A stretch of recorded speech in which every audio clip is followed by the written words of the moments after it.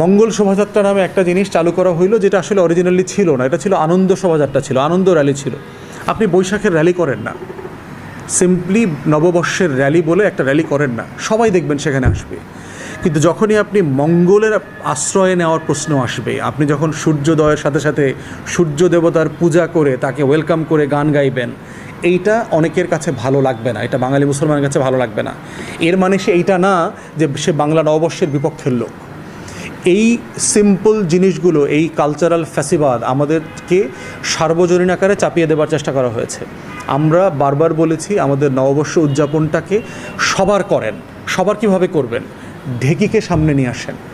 ঢেকিতে পার পেরে, আমরা ছোটোবেলায় পার পেরেছি না? ওটা ঢেকি মুসলমানের বাড়িতেও ছিল, হিন্দুর বাড়িতেও ছিল। আপনি গ্রামের এই চৈত্র বৈশাখের সব শাকসবজিকে নিয়ে আসেন। গ্রামের এই সময় তো কেউ গ্রামে গঞ্জে ইলিশ দিয়ে পান্তা ভাত খায় না। আমরা গ্রামের ছেলে বড় হয়েছি, গ্রামে তো কোনোদিন ইলিশ মাছ দিয়ে পান্তা ভাত খায়নি। পান্তা ভাত খায় মানুষ মরিচ পোড়া দিয়ে, কাঁচামরিচ দিয়ে খায়, আলু ভর্তা দিয়ে খায়, ডিম ভাজি দিয়ে খায়। অতএব এই শহরের এই ধরনের ফাতরামি, ফাইজলামি বন্ধ করেন।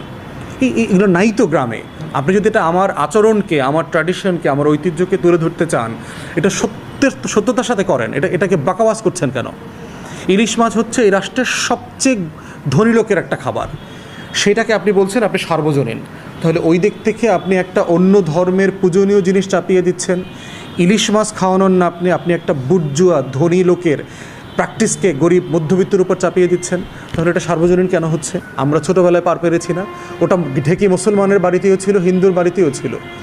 আপনি গ্রামের এই চৈত্র বৈশাখের সব শাকসবজিকে নিয়ে আসেন।